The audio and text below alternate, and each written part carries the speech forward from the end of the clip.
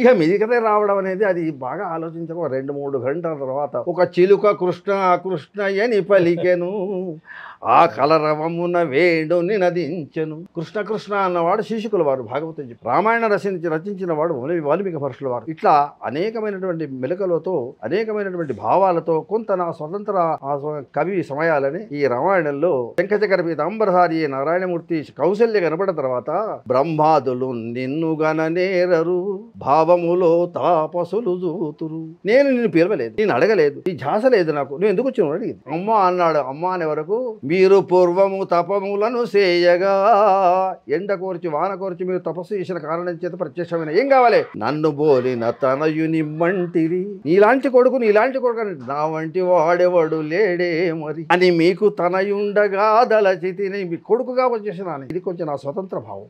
వాల్మీకి మహర్షి గారు రామాయణంలో ఎక్కడ లేదు కానీ భావ స్వతంత్రం ఉన్నది కదా అందులో.